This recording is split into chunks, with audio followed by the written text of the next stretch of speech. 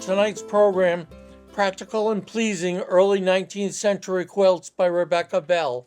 About the presentation, join collections manager and curator of textiles, Rebecca Beall, to learn about a selection of quilts from this collection and the women who made them. Quilts were practical and also incredible works of art.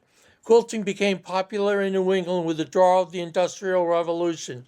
More reasonably priced conjunction textiles were allowing quilting styles in New England to evolve constantly, often in conjunction with other decorative art trends. The old Sturbridge Village quilt collection allows for a broad view of evolution and variety of quilting techniques. The presenter, Rebecca Beall, is experienced as Old Sturbridge Village. Rebecca has worked in a variety of capacities from interception to museum education. She is currently a collections manager and curator of textiles. Rebecca has a master's degree in New England and American Studies and Public History. Welcome back. All right, first question. Can everybody hear me? I started at the Museum in Interpretation, and the first thing they teach you is how to project. So if anybody can't hear me, just raise your hand and I'll talk even louder. So thank you all for having me. This is one of my favorite sub-collections within the grander Old Sturbridge Village collection. And just to give you a little bit of background about our collection and the quilts in particular, our collection focuses on things that were made or used in New England from about 1790 to 1840. I will admit we do cheat sometimes, and I have an example of that, but always for good reason. Our quilt collection is phenomenal and has been curated over the past few decades by former curators like Lynn Bassett and Jane Nylander. So I definitely have to thank them for bringing some of these beauties into our collection. We currently have about 220 quilts, including pieced quilts, whole cloth quilts, wool, silk, cotton, a variety of different styles and techniques, applique quilts. So it really is, as you mentioned, a very broad overview of quilts and their popularity here in New England.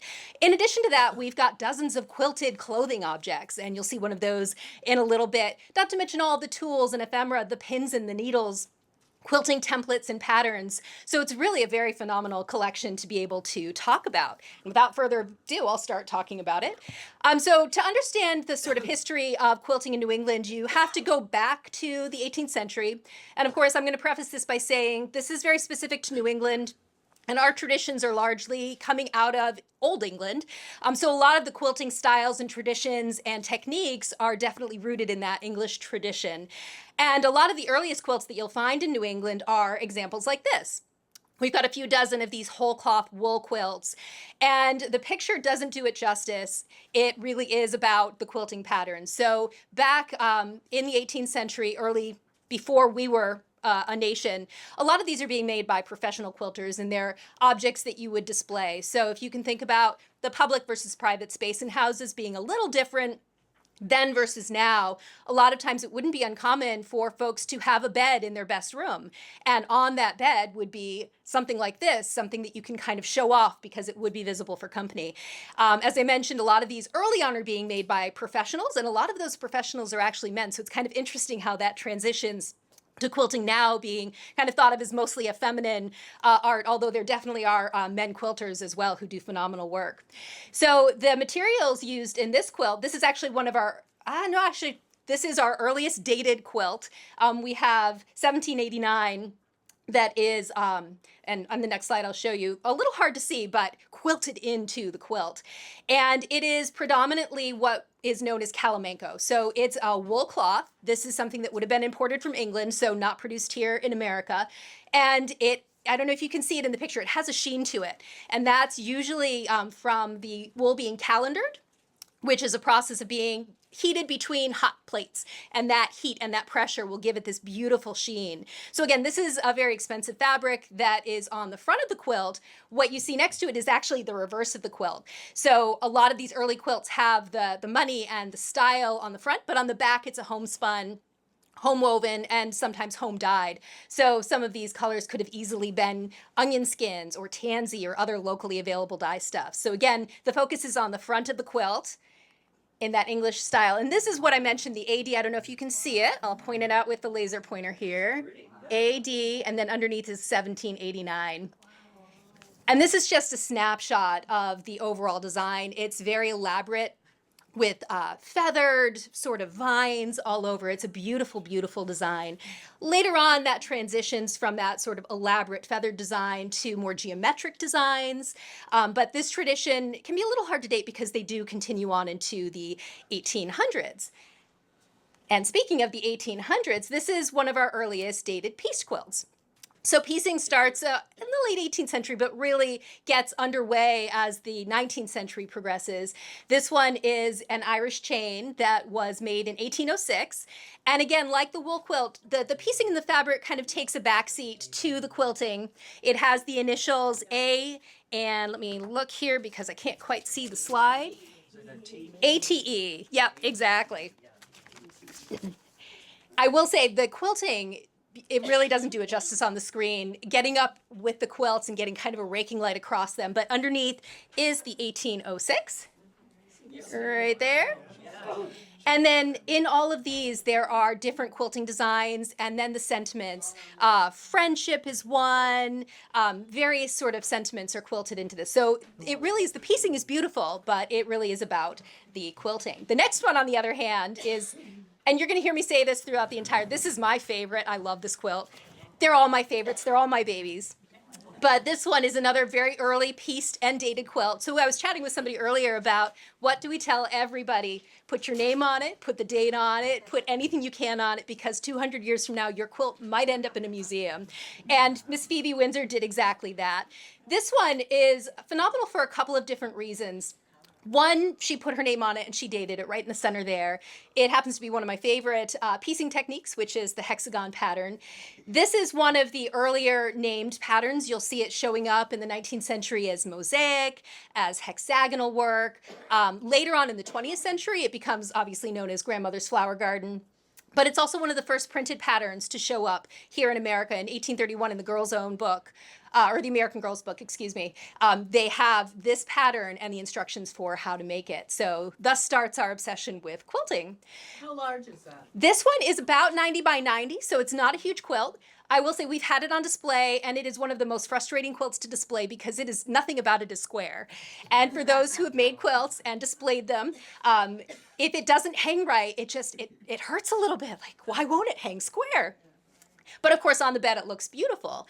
So the trick is put a little sleeve on top and then a little Velcro so you can nudge it up in the corners to get it to hang straight. They didn't have Velcro in 1808. They did not, no. So come winter, this is going to be your source of warmth. So absolutely, you're going to put quilts on the bed, you're going to put wool blankets on the bed. What you won't have overnight is a fire going. So the quilts are actually saving you firewood. Some wealthy people may have had stoves or screens, didn't they? Potentially, but you still not necessarily going to have those going overnight unless somebody's ill, because you want to make sure you conserve that wood, because guess who's chopping it? The family is chopping it. So Phoebe also made this quilt. It was right around the time of her marriage to Isaac Windsor in Johnston, Rhode Island. Her sister made a very, very similar quilt. Even some of the fabrics are very similar, and her sister made it the year before in 1807 when she got married. And as a little aside, she married Isaac Windsor, who was her first cousin, which is kind of an interesting little thing. Her sister's quilt is actually in a private collection, so I have yet to see it in person, but I've seen pictures of it. It's an interesting mix, too, of different fabrics. And I know modern quilters today, me being one of them, you feel like everything has to be the same weight and the same type of fabric. So it hurt a little bit to know that this quilt has a linen and cotton, kind of a furniture weight on the beautiful edges there. And I don't know if you can see it in the up close. Let's see if I can highlight there. But that's actually a textured dimity that is in her quilt. So she's got dress cottons, she's got a textured dimity, which you find a lot in bed curtains and regular curtains. And then she's got this beautiful linen and cotton fabric right here. So again, some of these could have been scraps that she was using from her own household, and the fact that her sister is using some of the same ones in her quilt kind of lends itself to that. But then I suspect perhaps she chose this fabric here and decided to put it into her quilt, or maybe it's part of a larger project. So we mentioned that this is one of the earliest named pieces, patterns rather. Some of the other quilt patterns that you do see named early on, Irish chain is one of them. Mariner's Compass, Job's Tears, but by and large, a lot of the names that we know and love today, Log Cabin, Dove in a Window, Drunkard's Path, those are all much later in the 19th century into the 20th century inventions. Oh, did somebody have a question? Yes. What is that OSV? Back up. Oh, sure. OSV, what is that? That is our accession number. Yep. Our accession number. So everything in our collection has a unique number, and that means that it will lead us back to our records and database, so we can keep track of who gave it to us or where we purchased it. Like a book? Kind of, yeah, exactly. And no, everything now is on a computerized database, but early on it was on, much like the library cards, it was all on cards. And that was our only link to all of the information we had on the items. So that is our accession number. And we have a kind of weird system. The 26 just means it's a textile. The 23 means it's a quilt. And then the 26 is the order it came into the museum. So I know this one came in fairly late into the collection. But me being very familiar with the system, I know by looking at a number what I should be looking for. So I kind of like this system. So I mentioned too that this is a technique that some of you might be familiar with, paper piecing, again from the English tradition. And this is not the same quilt. This is a quilt top that we have. And sometimes it's really exciting to have things with holes in them or things that are unfinished, because then you can kind of get into the guts of it. And this is a beautiful quilt top that now you can see how they were doing it. So the paper piecing, for those who have not done it, you use a template to cut out an infinite number, and I cannot underestimate the infinite number of hexagons in this case, and then a little bit larger, cut out your fabric and baste it, or big stitches to the template fabric. Once it's all pieced together, that paper is going to help it hold its shape while you're stitching together. It's stitched together with whip stitches in this case. And what that lets you do is it lets you get very nicely matched corners. For those of us who like all the points to match up, this is one of the reasons why this is my favorite way to do piecing. And then once it's all together, you would go through and meticulously take out all the basting stitches, take out all of these papers, and clearly somebody did not get a chance to finish this quilt. So it's really wonderful. You can see some of them are old lessons from lesson books, like there. Some of them are newspapers. This one happens to have newspapers from 1826, which lets us date the quilt. So it's a very labor-intensive process, and already as the 19th century is progressing, you find that American women, New England women, are going at a fast pace, and sometimes they don't have the patience for this. So you start to see them adopting the putting them together and doing a quick running stitch. And what you gain in speed, you kind of tend to lack or lose a little bit in the ability to keep things nice and even and matched up. So it really is just a difference in what you prefer in your style. Some shapes like the hexagons really lend themselves well to paper piecing. Other patterns like the 4-patch and the 9-patch really lend themselves to being kind of that running stitch quick technique. So while all of this is going on, the Industrial Revolution is going on. And that means that fabrics for a lot of everyday Americans are going way, way down in price. So early on, I mentioned that a lot of the fabrics are coming out of England or Europe, France, and things like that. So they're on the pricier side. You might be paying $1 or $2 a yard for some of these fabrics. But with the 1820s and 1830s underway, big complexes like Lowell, Manchester, New Hampshire, even in the town of Sturbridge, there are textile mills operating and producing millions of yards of cloth, printing cloth, finishing cloth, all steps. And so now what once cost $1 or more a yard might cost as little as 7 cents, 5 cents a yard. And of course now, that is, let's say, affordable to the masses. The more elite members of society, I'm trying to be very tasteful here, decide that patchwork is maybe a little passé because everybody can do it now. So you have advice books of the 30s and 40s saying things like, patchwork is not worth the candlelight, or I suppose a patchwork, an old calico quilt's only good for the servant's bed. Or my favorite, Lydia Mariah Child in The Frugal Housewife says, why on earth would you want to buy fabric just to cut it up, just to put it back together again, unless you're trying to keep your kids busy? So it's okay to give them scraps to keep them busy. So there's definitely this shift, and now that more people can make these beautiful pieced quilts, the upper echelons are trying to find a way to distinguish themselves. So we go back to the whole cloth quilts again, with a little bit of a twist, an 1830s twist. This is a chintz fabric, so it's a cotton that, again, has a glaze to it that is applied with some kind of starch and heat usually.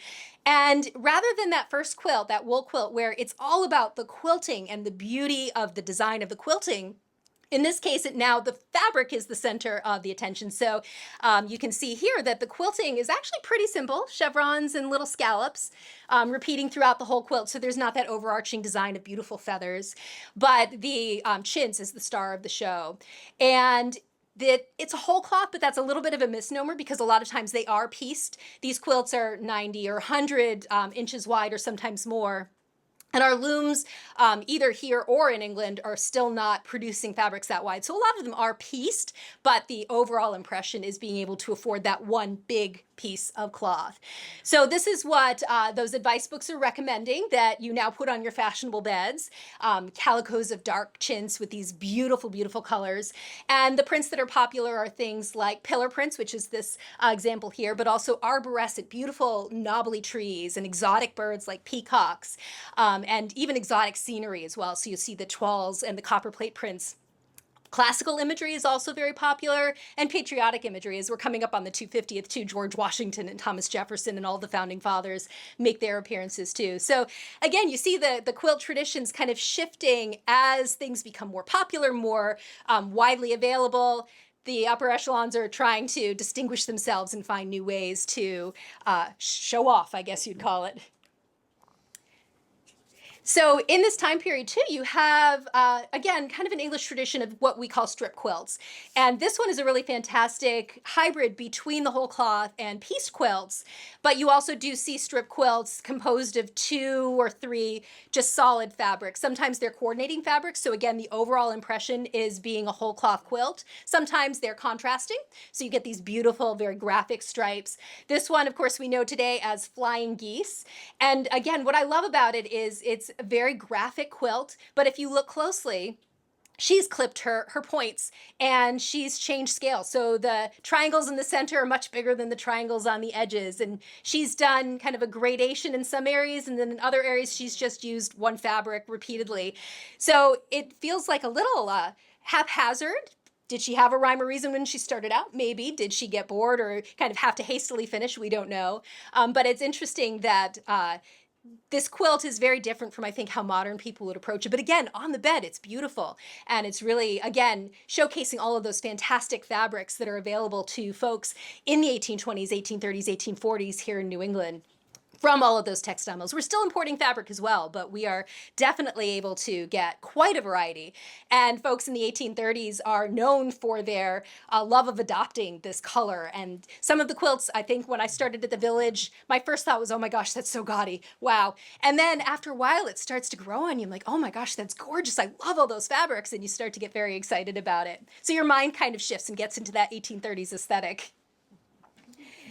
So switching gears again, this might look very familiar, back to the blue quilt, but with a twist. So New Englanders are known for not being wasteful, being very frugal, and that is bleeding over and showing up in their quilts. So this one is a whole cloth quilt, and like I mentioned earlier, the style does kind of keep going through the early 1800s. This one is probably 1800 to 1825 from New England, and the reason why we know that is because it's actually made out of an old petticoat. Never throw away anything if you don't have to. So if you'll notice, this section right here looks a little bit different than the section around. And again, as a modern quilter, I would put that in the center and then put the red border around it, but nope, they just stuck it in the corner there. But if you look really closely, you can see this pattern mimicked right here. So if you think about the change in styles, in the 18th century, the ladies had the big voluminous dresses, big petticoats underneath. And then what happens in the early 19th century, the style changes very, very dramatically. And all of a sudden you have those beautiful empire gowns with the very slim lines, very sheer, delicate fabrics. So that petticoat is not going to work under that outfit because now the whole shape of your garment has changed. But that represents not only a lot of money in your fabric, but it also represents a lot of time and energy in the quilting of it and a lot of material. So the enterprising person who made this quilt, I'll go back one, took that petticoat, took the waistband off, and split it in half. And you can see right there where it's split in half. And what really, really gives it away are these two you might have noticed right here and right here. So in the 1800s and earlier, ladies typically carried their pockets rather than having their pockets built into their garments. And that would have been a pocket slit. So you could put your hand through your pockets, and I've got an example a little bit later, are tied around your waist. And so your gown has a slit so you can reach right into these big, gigantic pockets. And they're fantastic because they're so much bigger than pockets in modern garments. So this, again, like we saw in the first quilt, is the fancy calamanco, probably imported from England, but on the back, this could very well have been a home woven fabric. So rather than let that go to waste, they make a beautiful petticoat or petticoat quilt out of it. And while we're on the subject of reuse, sometimes the reuse is really subtle. This one is a quilt that's probably a little bit later, circa 1840. It was made by Betsy Lyford. And the kind of background story of this quilt is we have a lot of folks who will approach us about offering things for donation. And the owner of this quilt, I think she was down in Delaware or Maryland, somewhere very much not New England. And she did a Google search for Betsy Lyford. And what came up was our Lyford Hutchins cider mill. So she corresponded, you probably all know Tom Keller. She corresponded with Tom, and he was able to give her more information about the farm and John Hutchins and the cider mill. And then she came back with, well, I have this quilt. And on the back, it's got a note that said, property of John Hutchins. This quilt was made by Betsy Lyford. Do you want it? And we said, oh my gosh, yes. So it came to us, and we've now reunited it with some of the artifacts from the farm and the house. And it's a beautiful, this is, I think, another good hybrid of scraps from the family. So all of those stars are different fabrics or similar fabrics that were probably dress fabrics from the household. But then that beautiful green fabric there goes through enough that I think she probably bought that for the quilt.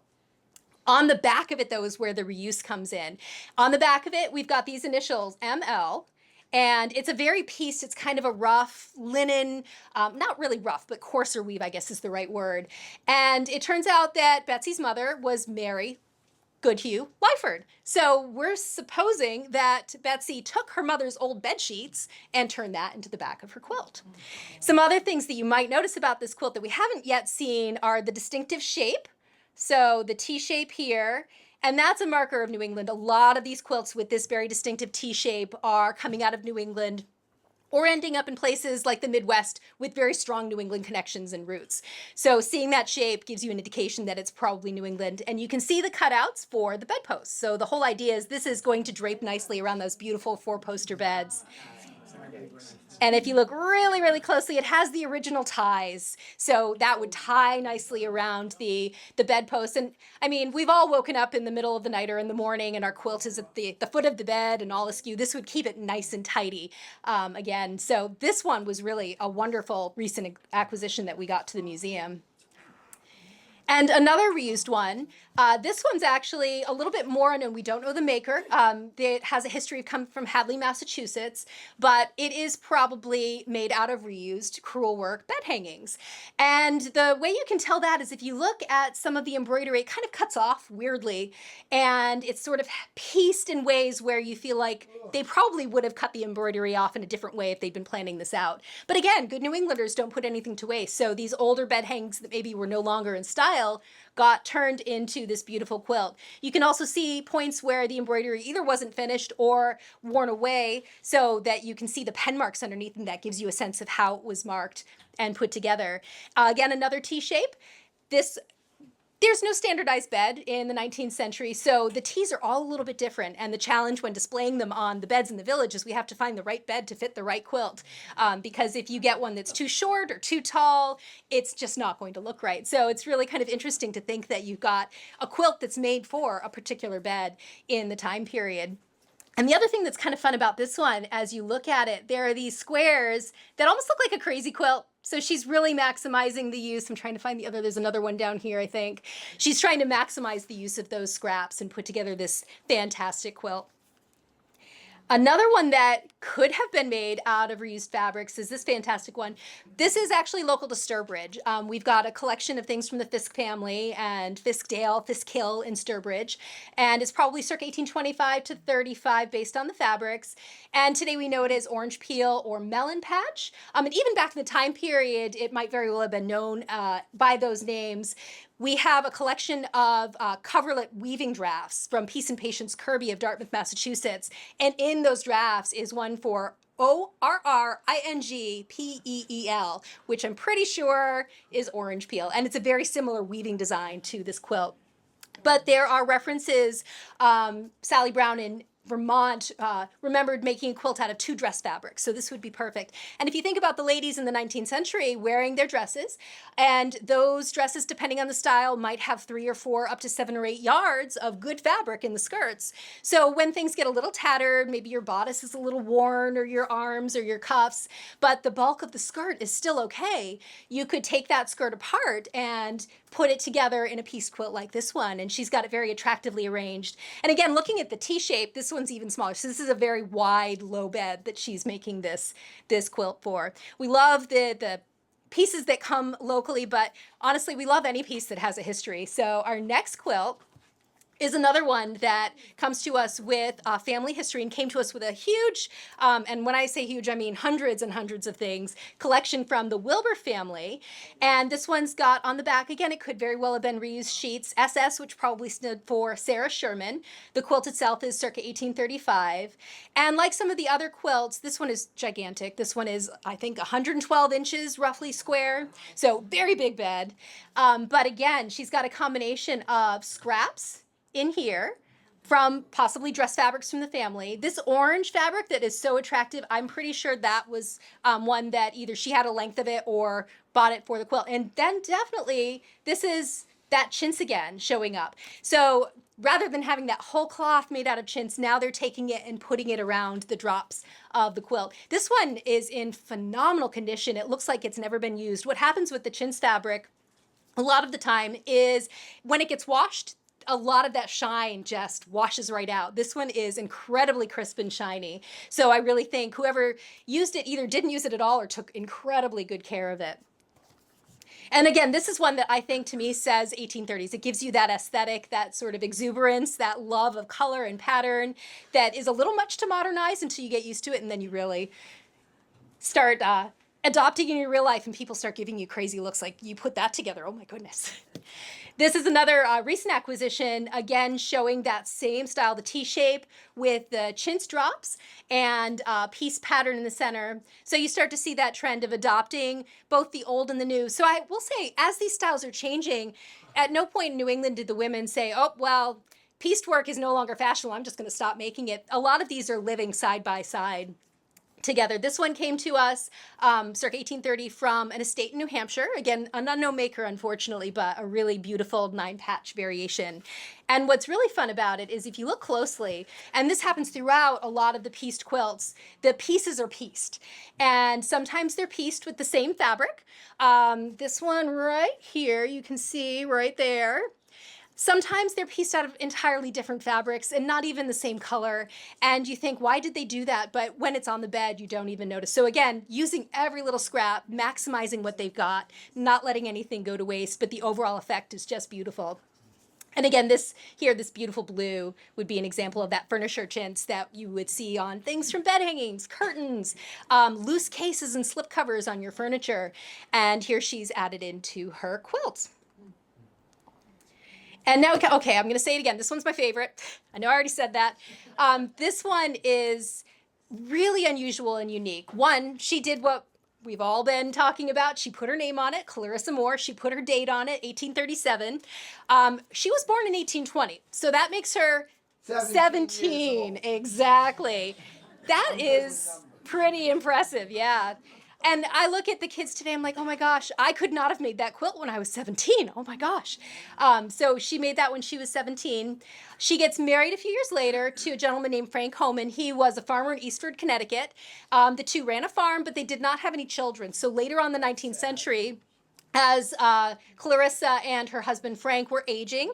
It's getting a little harder to take care of the farm. They invited Ida and George Beall, a younger local couple, to come live with them. They would care for Clarissa and Frank. They would help manage the farm.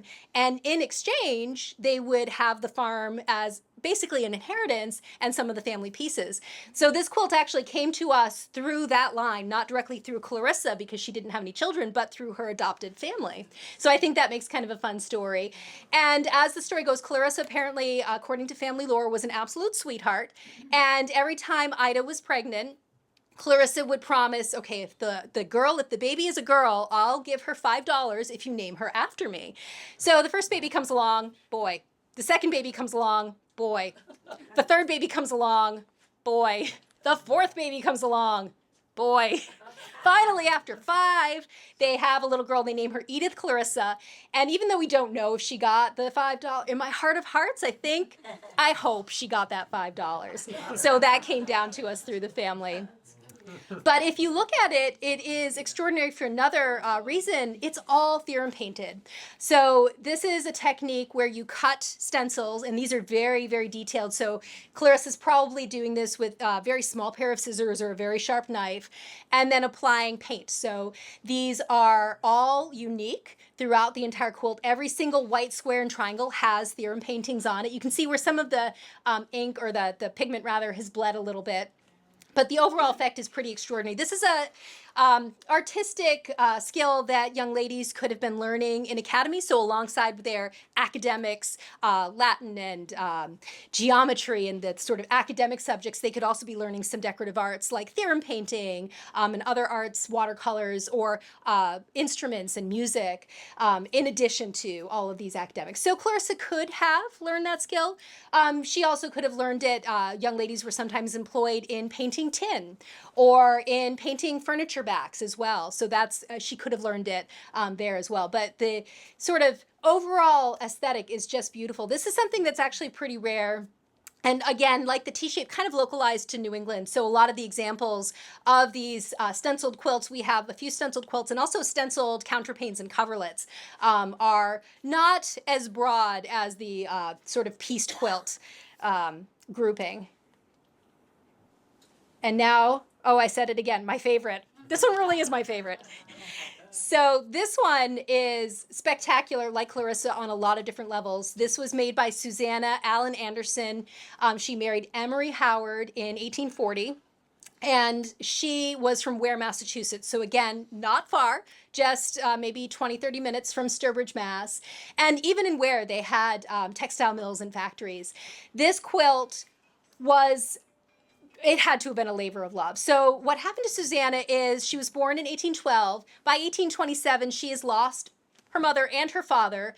She is now under the care of her grandfather and uncle with her 2 brothers. While she's living with her grandfather, her uncle passes away, so 6 more children come to the family, and Susanna finds herself basically the oldest female at the ripe age of mid-teens in this household. So that means she's probably taking care of a lot of the cooking, the household management, the laundry, the sewing, and not to mention taking care of all the children.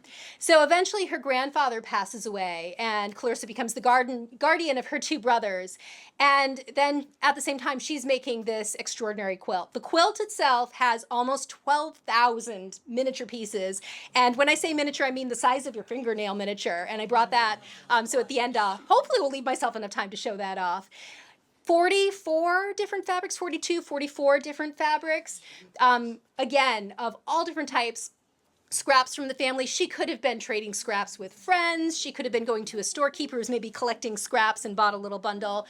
But it's an amazing amount of fabrics and variety for what is really a fairly rural agricultural community in Ware, Massachusetts. And it's very thoughtfully laid out. So we were talking earlier about the center medallion there, which is, again, that paper piecing. It's all hexagonal. And then from there, bands radiating out in different quilt blocks. So 8-pointed stars and snowball blocks, but very distinctly banded. And you can kind of see that in the background of those bands. And it's very well balanced, too. We had a lady out in Utah who's a quilter, and she wanted to make a reproduction of this. So we sent her the images and all the information. And I think it bothered her that everything is just a little bit off. So the quilt squares are 3 inches, 3 1/8 inches, a couple of them 3 1/4, one's 2 7/8. And as a modern quilter, when you're using modern techniques, you want everything to be nice and square so you can stitch it all. So she did an amazing job translating the 19th century sort of fussy non-exactness into a beautiful reproduction quilt. We had a chance to, I should have put the picture in here, have the two side by side, and it really was, again, for her, a labor of love with all those almost 12,000 miniature pieces. So Susanna, though, didn't stop there. And she made a second quilt at the same, or just about the same time. So we're talking a little bit about how the styles are changing. And in the 1830s and 40s, the style is shifting again to these beautiful whitework quilts. And if you kind of think back to the blue quilt that we started off with, again, the fabric now is not the centerpiece. It's the quilting designs that, again, take the sort of starring role. So Susanna is operating in Ware, Massachusetts, making these two vastly different quilts. One that's very much in that style of the 19th century scrappy quilt that we know and love, and then this beautiful, elegant, urban taste reflecting whitework quilt. And again, hopefully the picture shows up well. You can see that sort of undulating feather.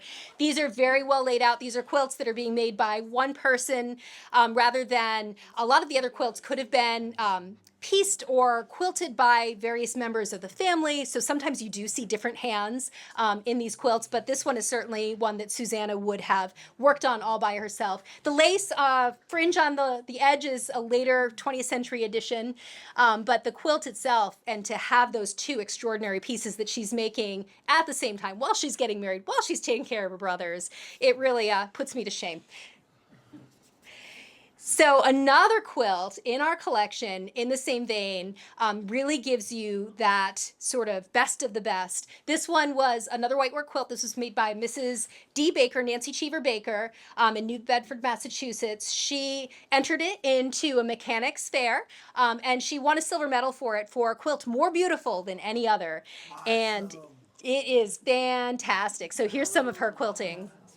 It is so beautifully laid out. The center medallion, all of the beautiful arching sort of feathered vines. The family has all their quilts in the metal too. They deserve it. Yeah, well, you know what? We have it now. So not quite as good as the family, but a second close. Why would they not keep it? That's a really good question. And I think a lot of times, and I'm sure we're all finding this, is sometimes the younger generations don't want our stuff. Really, that's sad. It is really sad. So as a museum, that's one of our missions, is to preserve this, especially examples like this, and keep this for the public to enjoy. So to kind of give you a sense of the pattern, because it can be very hard to see the overall pattern, especially on a PowerPoint.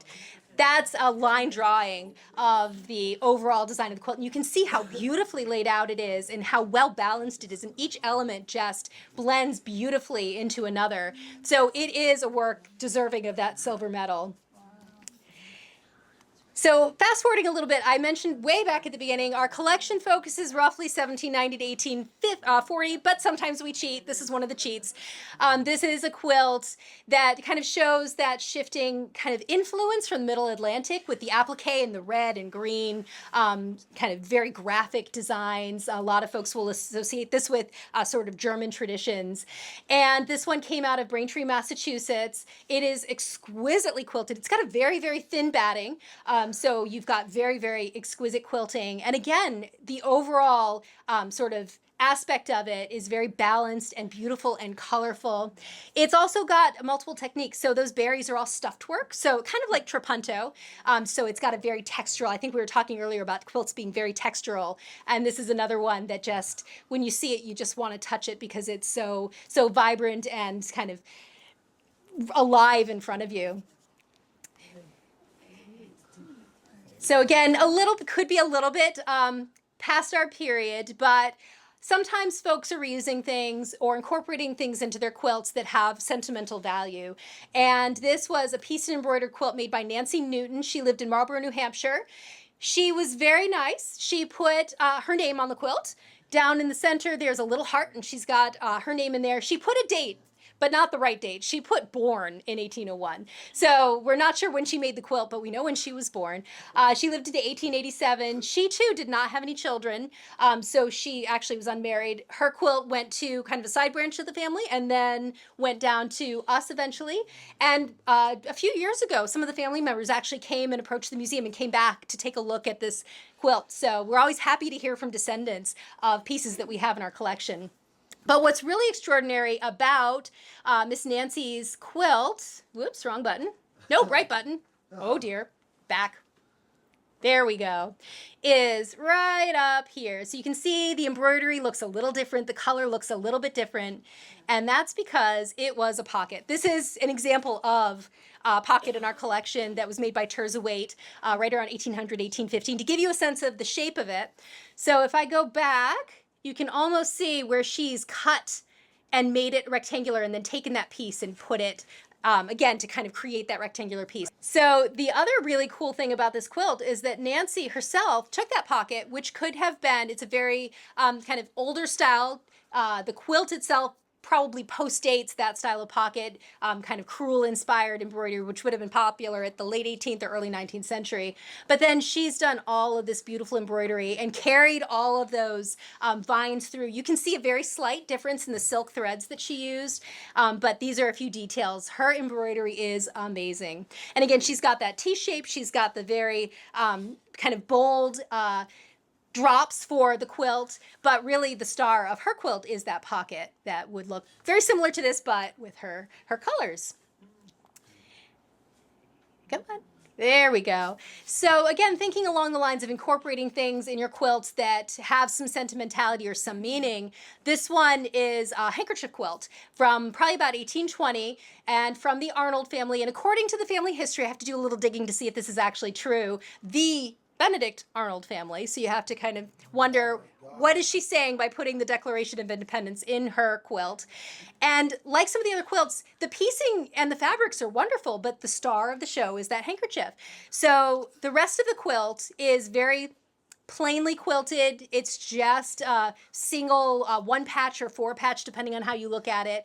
But the Declaration of Independence, each founding father has been outlined with quilting stitches. Each line of the Declaration has been underlined. So all of her effort is in the Declaration of Independence quilt. So you have to wonder what statement she was making, especially with her family history, by focusing on this very patriotic emblem in the center of her quilt. We do have another handkerchief quilt in our collection. Again, like the stenciling and theorem painting, these show up, but in fairly small numbers. This one has an 1812 naval battle in the center of it. And again, very beautiful graphic design, but the star of the show right in the center of that medallion is that handkerchief. And this was made by Mehetabel B. Wood, again, circa 1830 from Gloucester, Massachusetts. And not to leave out some of our smaller friends. These are a cradle quilt from our collection on the right-hand side, and a handkerchief from our collection. The handkerchief was probably produced in India or more often in England, mimicking some of those Indian designs. And it's the right size for a cradle quilt. They're usually about 35 or 36-ish inches square. So you can see the cradle quilt is almost identical, just some coloring differences to our handkerchief. So quilts come in all different sizes, and we're talking a little bit about beds not being standard. We have a collection of cradle quilts, trundle quilts, quilts for every possible size. And we were able to work with Burnley and Trowbridge company to reproduce that handkerchief. So hopefully over the next year or so, we bought one from our gift store. We're going to be making a reproduction quilt of that cradle quilt using our reproduction handkerchief. So we're really excited about that. And then, as I mentioned, again, sentimentality. We cheated. This is way past our period of 1840, but it really shows, again, that evolution of quilting. So you go from the fabric being important to the quilting being important, and is it something that's made for show, or is it something that is made for practicality, or a combination of both? The crazy quilts that become really popular in the late 19th century, 1880s, 1890s, are very much in that made for show category. So these quilts, though, were not necessarily meant to keep you warm. They are definitely designed to be displayed in your parlor, on the back of a couch, on a piano, and showcase all of the beautiful beautiful fabrics. These are typically made out of a combination of silks and velvets. This one's actually wonderful, and one of the reasons we kept it is because it incorporates silk ribbons from, one's from Lincoln, Rhode Island, one's from Dedham, dated 1880s. So it's got, even though we don't know the maker, it pins it down a little bit. I just noticed the cat's head on it. I love that. I love Yes, cats. yes. This is one of those quilts where the more you see it, the more you find different things you missed before. So a lot of these crazy quilts have not only the beautiful fabrics, but beautiful embroidery stitches. This one also has a combination of embroidered motifs, but also painted motifs as well. And it's just a visual feast for the eyes. And at first glance, it looks crazy, and hence their name, Crazy Quilt. But this one's actually really interesting because if you look even more closely and follow the yellow lines of embroidery, it's a tumbling block. So for those of you who've never seen the tumbling blocks, diamonds and squares, that's all it is. So there is order in the chaos, which makes my heart very happy. But again, this is one that really shows that full evolution through the late 18th into the late 19th century of quilts and the variety of types of quilts that folks were making. And I know I promised at the very beginning, we've got a little teaser, and I hope it's okay for me to share. So in 2027, we are going to be hosting a quilt exhibit. And we are going to be borrowing 40 quilts from Mr. Ken Burns himself. And we're going to be displaying them in our gallery in the Visitor Center, as well as the Visitor Center Theater and the Ramp. And his collection is really extraordinary because it's so very different from ours. These are just a few of the ones that we've borrowed. And it allows us, again, to talk more broadly. He's collecting outside of New England, so some of his are Amish, some of his are Midwestern. He's got a whole collection that are very graphic in that kind of bold two-color kind of way. He's got a collection of ones, obviously, that are very patriotic, so red, white, and blue themed. And this one in the center is one from 1918 that was done as a Red Cross fundraiser.